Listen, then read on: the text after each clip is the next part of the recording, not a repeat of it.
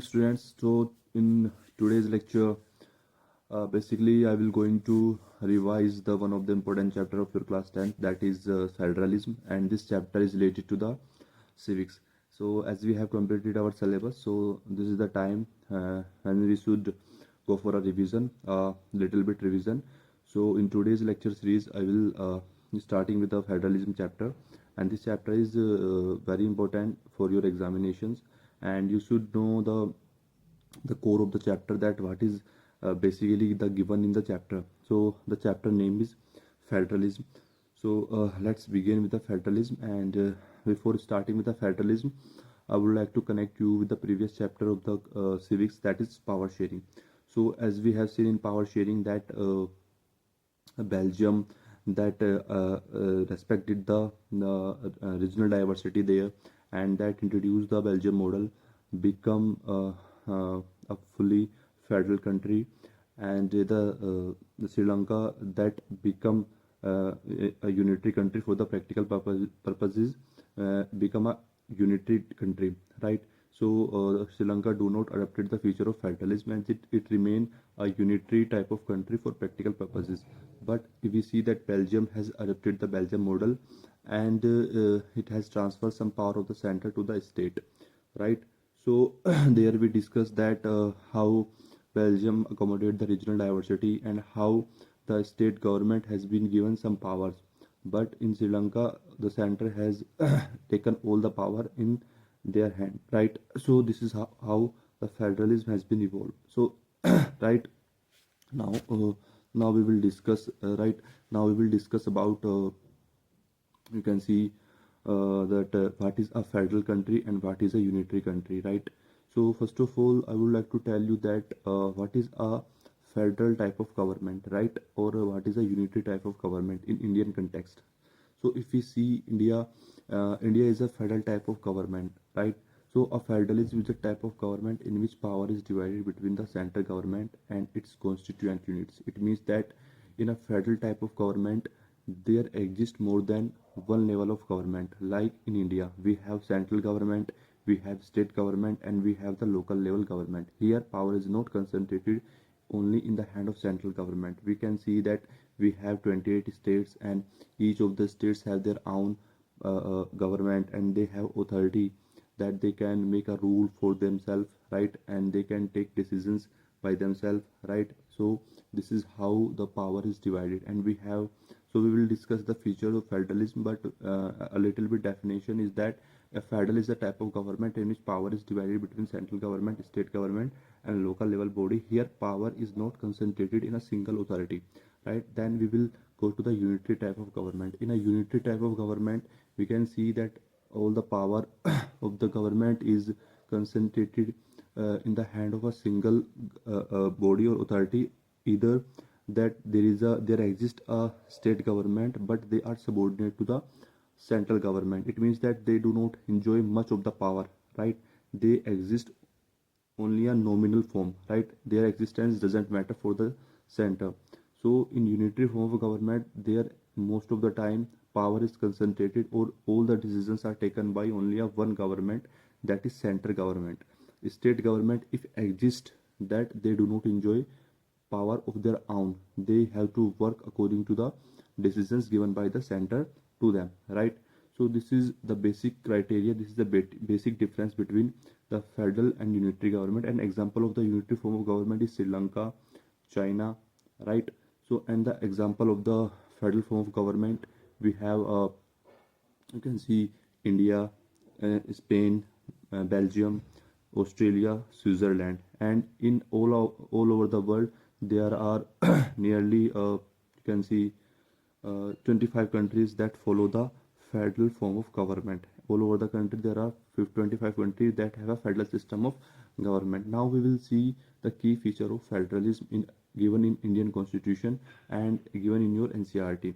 So the first and foremost feature of the federal form of government, that there is a division of power between center state government. It means that power is divided between central government and state government. And in our constitution, the schedule 7 of Indian constitution clearly mention about the three type of the list.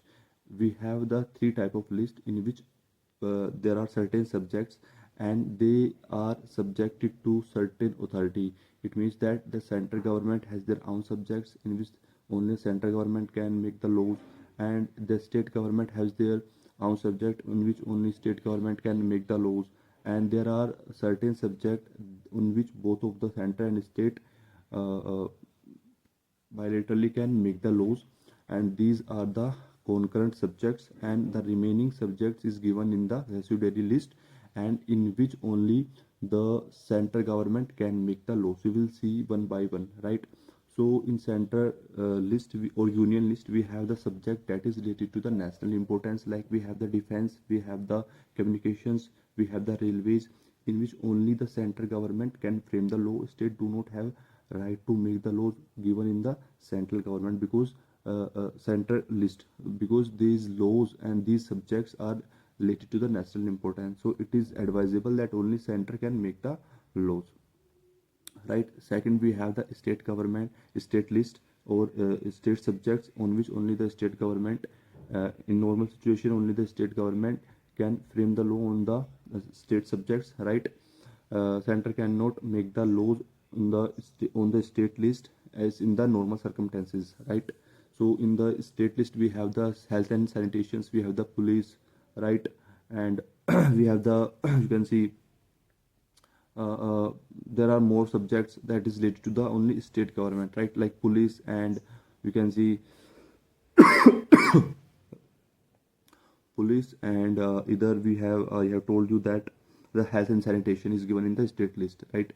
So then we have the concurrent list. In concurrent list, both center and state can frame the law, but if there is conflict regarding making of the laws given in the state, given this concurrent list, then the law made by the center will be prevail over the law made by the state. And what are the subjects given in the concurrent list? They are the marriages, adaptation and successions, right?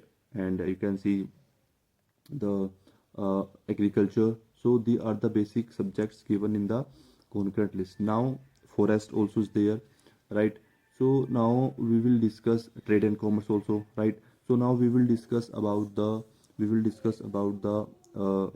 residuary list. What are the residuary list? Actually, initially there was no residuary list given in the constitution, but if we see that as the society is changed, as a new things is coming day by day, right? Like we have the cyber laws today, we have the cyber crimes, we have the digital you can say policies. So who will work on that, and who will have the authority to make the laws over the cyber crimes, right?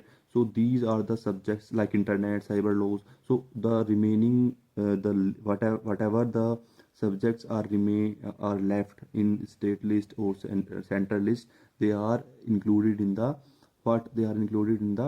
residuary list, and they only the center has solely right to make the laws given in the residuary subjects, not the state. So the remaining subjects like related to the IT information technology, like cyber laws, like internet, so they are given in the residuary list, and only the center has right to frame the laws on the residuary list. Now moving to the next, the second feature of the federalism is that we have the source of the power is clearly distributed. The source of the power or the source of the authority is clearly distributed in the federalism, that because it is clearly mentioned in the constitution, and it is clearly determined by the constitution that what power the state have and what power the center have, right? So the both of the center and the state derive their authority from the constitution, because it is a constitution that clearly distributed the power between the center and the state, and both of the state and the center